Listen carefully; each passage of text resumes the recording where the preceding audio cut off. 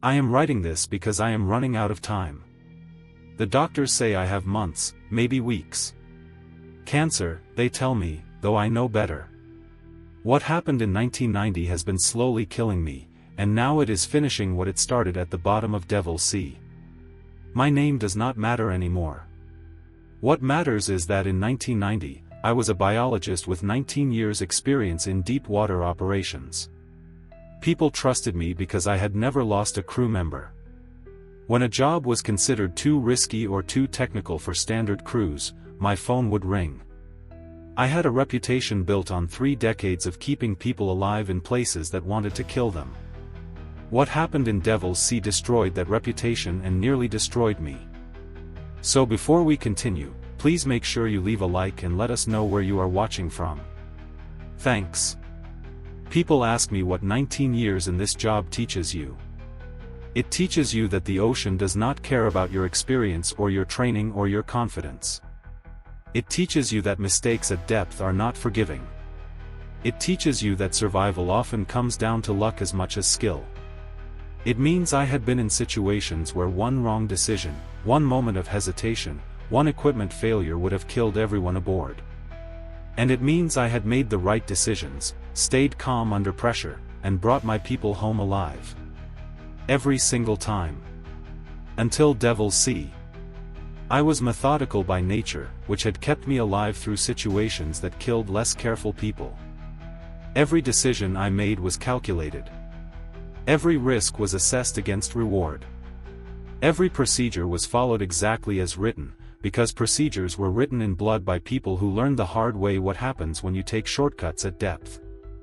That methodical approach had earned me respect in an industry where mistakes cost lives and second chances do not exist.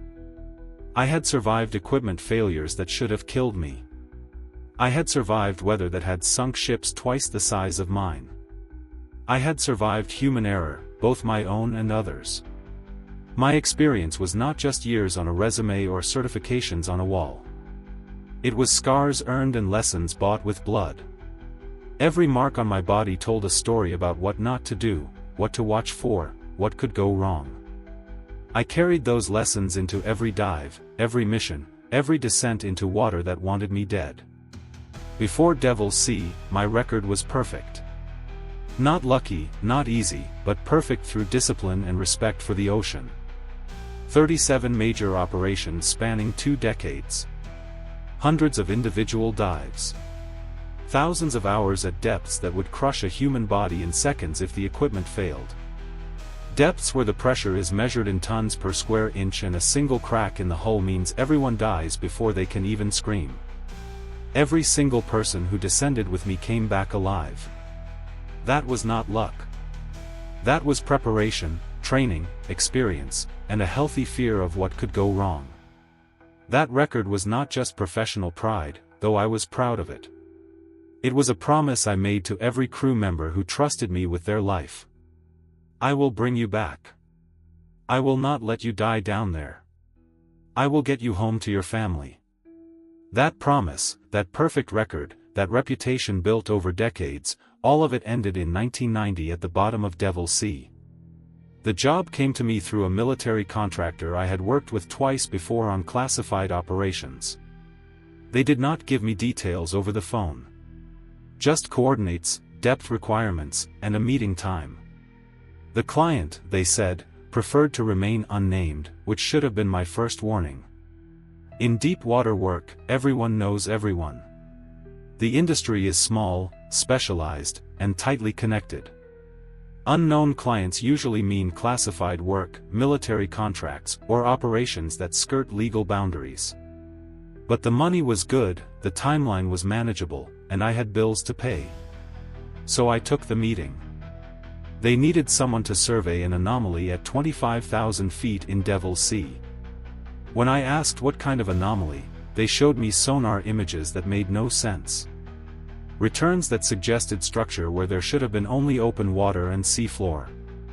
Formations that appeared geometric, almost artificial, in an area that had been surveyed multiple times before and shown nothing. The previous survey, conducted 6 months earlier, had detected nothing unusual. Now suddenly there was something there, something large, something that had either appeared recently or had somehow avoided detection until now. Neither explanation made sense, but the data did not lie. Something was down there. The area was known for extreme conditions, even by deep water standards. Devil's Sea was not just deep, it was dangerous. Unpredictable currents that could snap cables like thread. Pressure differentials that could crack hull seals. Temperature variations that made equipment behave erratically. And old stories. Stories that veteran divers told quietly over drinks but would never put in official reports. Stories about lights moving beneath the surface. About sonar contacts that appeared and disappeared.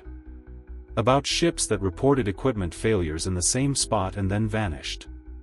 I knew the stories. Everyone who worked these waters knew the stories. And everyone pretended they were just stories. The pay was standard for this type of work. Not exceptional, not suspiciously high, just standard market rate for deep survey operations. That actually reassured me at the time. Companies that overpay are usually compensating for risks they are not disclosing. Companies that pay market rate are treating it as routine work, which meant they expected it to be survivable. The timeline was tight but not impossible. 3 weeks for preparation, equipment acquisition, crew assembly, and deployment.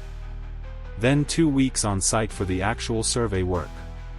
Standard timeline for this depth and complexity. The briefing lasted 2 hours in a windowless conference room that smelled of coffee and anxiety. Charts covered every available surface. Topographic maps showing the ocean floor. Depth contours marking the descent from continental shelf to abyssal plain. Current patterns that swirled in complex eddies. Temperature gradients that showed thermoclines and cold water upwellings.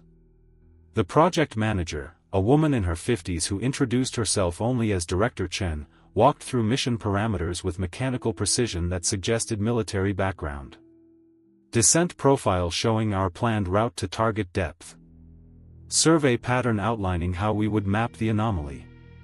Equipment deployment procedures. Ascent protocol with decompression stops calculated to the minute. Emergency procedures for every conceivable failure mode. Everything was documented. Everything was planned. Everything followed established safety guidelines that had been written and rewritten over decades of deep water operations.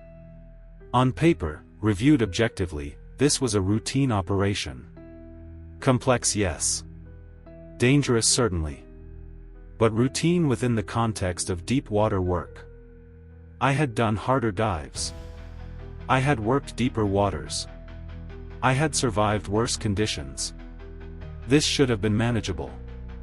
But there were gaps in the briefing, blank spaces in the documentation that bothered me in ways I could not immediately articulate. Questions that got deflected or answered with technically accurate but fundamentally evasive responses. Why this specific location at this specific time? What exactly had the previous survey mission detected that prompted this expensive follow-up? What happened to that crew? Why were the confidentiality requirements so strict, with non-disclosure agreements that included criminal penalties for violations? I asked these questions directly. Director Chen gave me answers that were correct in their particulars but wrong in their implications. The previous crew had reported equipment malfunctions and cut their mission short, she said. Standard decision when systems are not performing optimally. The data they collected was inconclusive, she said. Hence the need for this mission. The location was of scientific interest, she said. Hence the confidentiality to prevent other research groups from jumping the claim. All reasonable. All logical. All technically true. And yet 19 years of experience had taught me that what people carefully avoid saying is usually more important than what they say directly. But the money was good, my bills were real, and my pride said I could handle whatever complications arose. That pride, that confidence in my own abilities, was a mistake that almost cost me everything. The crew assembled 4 days before departure in a waterfront hotel that catered to commercial diving operations. Rodriguez handled navigation and had worked these waters for 15 years before I ever set foot in them. Tall, weathered by sun and salt, with hands scarred from rope and cable work. They had that particular economy of movement that comes from spending years in confined spaces where wasted motion means bumping into equipment or crew. They checked everything twice as a matter of habit, then checked it a third time before signing off, which made them slow but reliable in exactly the way I needed. We had worked together on 2 previous operations that had gone smoothly, which meant we had established communication patterns and mutual trust. Not friendship, exactly. You do not need to like someone to trust them with your life at depth. You just need to know they will do their job exactly as they should, every time, without fail. Chen managed systems and technical operations. Younger than the rest of us by at least a decade, maybe 30 years old, with the kind of technical brilliance that only comes from formal education combined with practical experience. They had an engineering degree from MIT and had worked on submarine systems for the Navy before transitioning to commercial diving. They could diagnose problems most people would not even recognize as problems, could jury-rig solutions from whatever materials were available, could explain complex technical concepts in language that non-engineers could understand. They never wasted words. Every sentence was information, every statement was precise, every answer was exact. Some people found that off-putting. I found it reassuring. At depth, in an emergency, with seconds to make decisions, you do not want conversation. You want information delivered fast and accurate.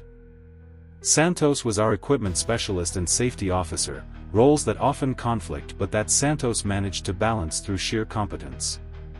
They had worked offshore oil platforms in the Gulf for 15 years, had survived 3 major accidents including a platform fire that killed 6 people, had seen enough things go wrong to develop a healthy paranoia about equipment maintenance and safety procedures. They brought energy to the crew that could be exhausting or essential depending on circumstances. Where Rodriguez and I were cautious and measured, Santos was enthusiastic about the technical challenges.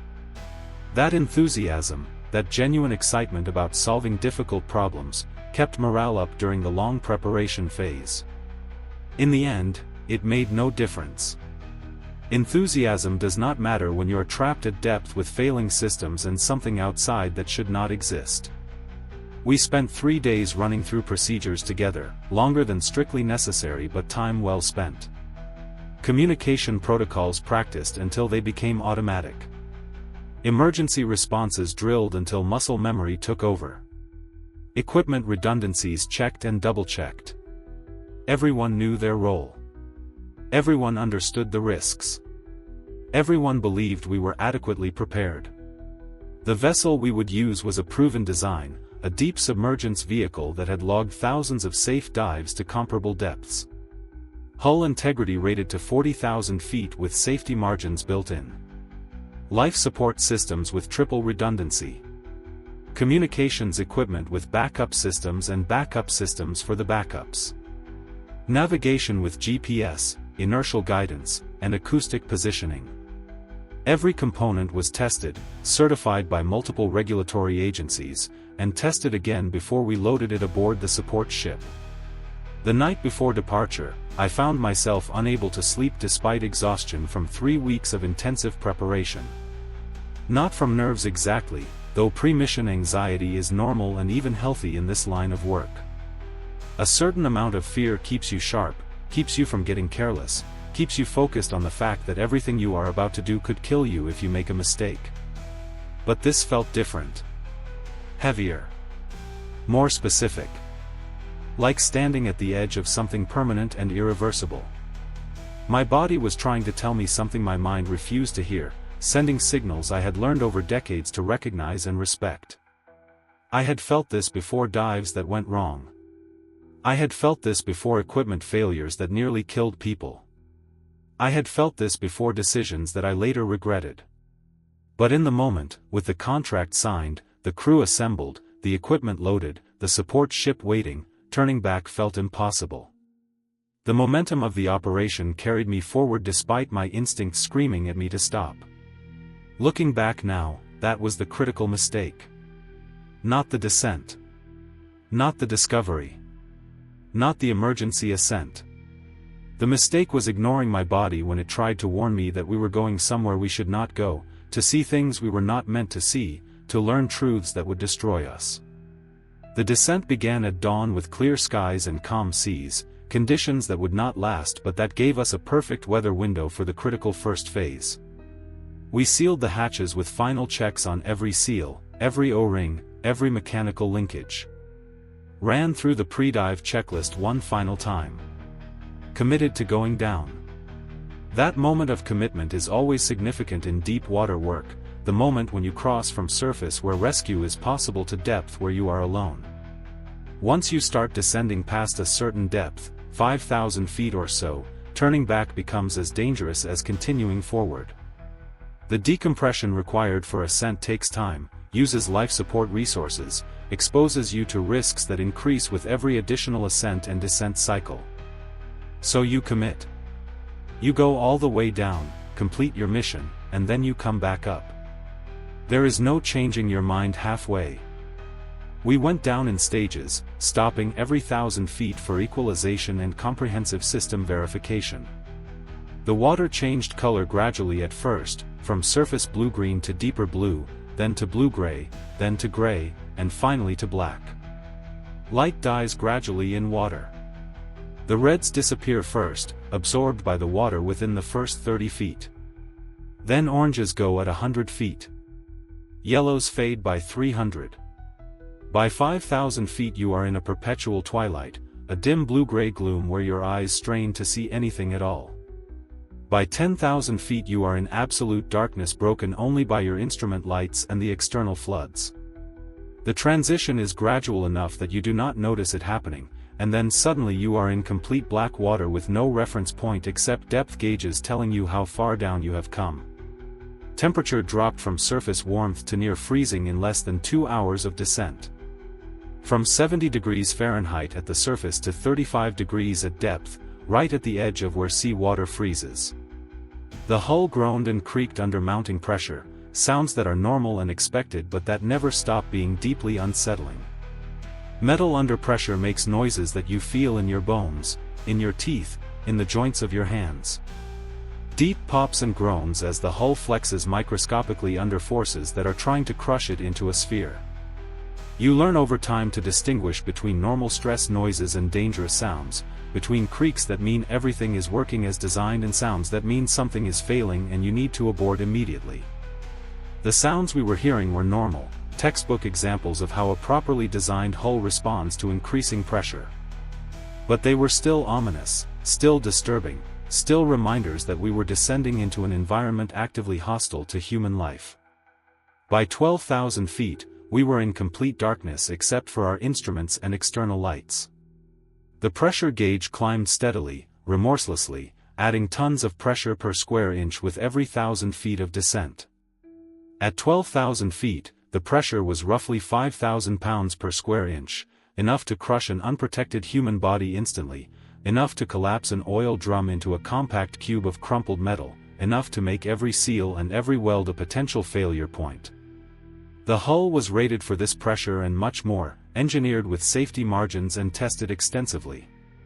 But those margins existed precisely because hulls do fail, seals do crack, and metal does fatigue in ways that are not always predictable or detectable before catastrophic failure. I monitored every instrument, every gauge, every system reading. Heart rate steady. Breathing controlled. Mind clear. This was what I did. This was what I was good at. Descending into hostile environments and bringing everyone back alive. I had done it dozens of times. That confidence was about to be tested in ways I could not have imagined. At 18,000 feet, the first anomaly appeared. Temperature sensors spiked impossibly, from 2 degrees to 15 then back down in 30 seconds. That should not have been possible at this depth. Nobody spoke for a full minute. Then Rodriguez asked if anyone else had noticed it. We all confirmed what we had seen.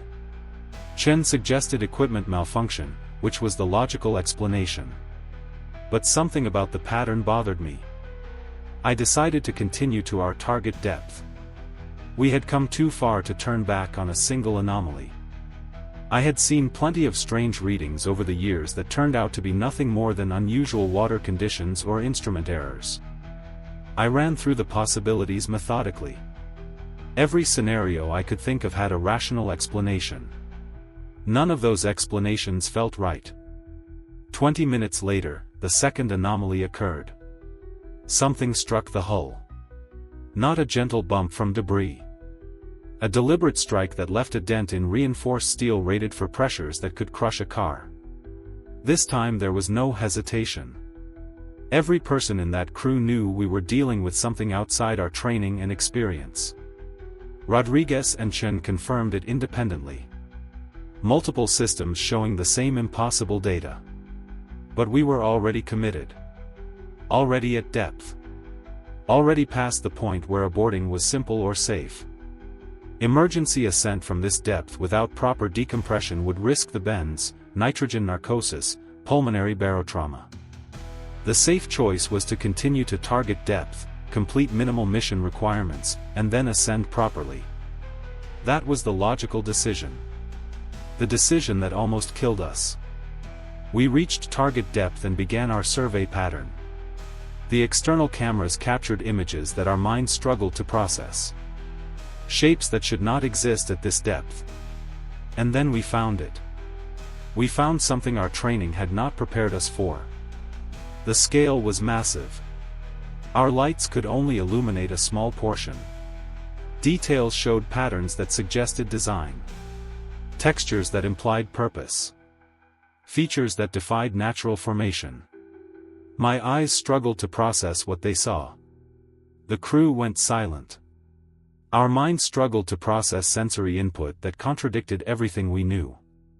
We recorded everything. Took measurements. Photographed it. But cameras malfunctioned. Instruments gave contradictory readings. Sonar showed shapes that looked different from multiple angles. It was as if whatever this was refused to be documented properly. Chen said what we were all thinking. This should not be here. This cannot be here. But it was here, undeniably present, undeniably real, undeniably impossible. That is when systems began failing. Not randomly. But systematically, as if something understood our technology and was methodically disabling it. First, ballast control stopped responding. We could not adjust depth, could not begin emergency ascent. Then communication with surface became erratic. Multiple independent systems failing in ways that should not correlate. Chen attempted to manually override controls, but manual controls were also unresponsive. The failures followed a pattern that suggested deliberate interference. Santos started showing signs of stress. The psychological pressure was mounting. Fear is contagious in confined spaces. One person breaking down can cascade through an entire crew. I had seen it happen. We were in severe danger at 25,000 feet with no way to ascend normally and failing life support. I gathered what remained of the crew. Explained our situation with brutal honesty. We could not stay. We could not ascend normally. We had to attempt emergency ascent and accept the risks. Decompression sickness. Nitrogen narcosis. Pulmonary barotrauma. Versus certain death if we stayed. Not a choice really. Just an acknowledgement of reality. The decision to attempt emergency ascent came when oxygen reserves dropped below critical levels. I ran through every option. Every option had extreme risk, but staying meant certain death. We dumped everything. Blew ballast. Activated every system designed for emergency ascent. For 30 seconds, nothing happened. The vessel shuddered. The hull groaned. We were not moving. Then something changed. The resistance we had been fighting against suddenly was not there anymore. We shot upward with acceleration that pushed us against the deck. The ascent was chaos. We rose faster than safe, skipping all decompression stops. Warning alarms screamed continuously. The hull groaned and flexed. I held the controls and tried to slow our ascent. Metal screamed. Rivets popped. By every law of physics, every engineering principle, every safety calculation, we should have died. The hull should have failed. But somehow we kept rising, kept ascending, kept moving toward the surface. The water changed color. Darkness gave way to gray, then to blue-green, then to light. We were going to make it. And then we broke through. We broke the surface at dawn. We were 12 hours overdue. The recovery team found us drifting. They examined our vessel. Medical personnel examined us. Officials examined our story. We told them everything. Told them about the descent, the anomalies, what we found, the system failures, the emergency ascent. Everything. Every detail. They wrote it all down with faces that revealed nothing. The official debrief took 3 days. They separated us for interviews, looking for inconsistencies. They were trying to catch us lying or mistaken or suffering from nitrogen narcosis. But our stories matched. The physical evidence supported what we said. The final report cited equipment malfunction, human error, stress-induced perception distortion. Every impossible thing we saw was explained away. The data we recorded was classified. We were told to never speak of what happened. The company offered me desk work, safety consulting, training new crews. I took it because I needed the money, but every day in that office felt like lying. How could I teach safety when I knew the real dangers had nothing to do with equipment or procedures? The other crew members dealt with it differently. Santos tried to keep working but developed tremors that made them unemployable. Last I heard, they were living in Nevada, about as far from salt water as you can get in this country. By 2000, I was the only survivor still alive. The mission we shared became a secret we carried separately. I aged 20 years in 5. My hair went gray. My skin developed lesions that would not heal. My bones became brittle. The doctors ran every test they could think of and found nothing. They ran tests, did scans, consulted specialists. Nothing showed medical cause. The symptoms never went away. They got worse with time. Every night I am back there. Every night I see it again. The thing we found. The thing that found us. The thing that let us live for reasons I still do not understand. I tried to go to the beach once, 5 years after Devil's Sea. Made it to the parking lot before I collapsed. Paramedics said it was a panic attack. They were wrong. It was recognition. The ocean knew I was there. The knowledge I carry has no value because I cannot share it. The truth I know has no power because nobody believes it. I am alone with memories that will not fade. That was 34 years ago. I am 98 now. The cancer started 2 years ago. Aggressive. Untreatable. The doctors do not understand why it is not responding to therapy. I understand. What started in 1990 is finishing now. I wish I had turned back. I should have listened to the warnings. I ignored my instincts. I led my crew into danger. I know things humans should not know. The truth is a weight I cannot set down. What I learned cannot be unlearned. I am telling this story because others need to know. The coordinates are in classified records somewhere. Eventually someone will go back. Maybe they already have. I hope they are smarter than we were. They should turn back. Do not go there. Some places should remain unexplored. My death certificate will say cancer. The doctors will list organ failure, cellular breakdown, systemic collapse. They will be technically correct but fundamentally wrong. What is killing me started in 1990 at the bottom of Devil's Sea. I brought something back with me from that depth. Not a disease. Not radiation. Something else. Something the ocean put inside me when I looked at what I should not have seen. I am not the first. I will not be the last. The ocean keeps its secrets by making sure that those who discover them do not live long enough to tell.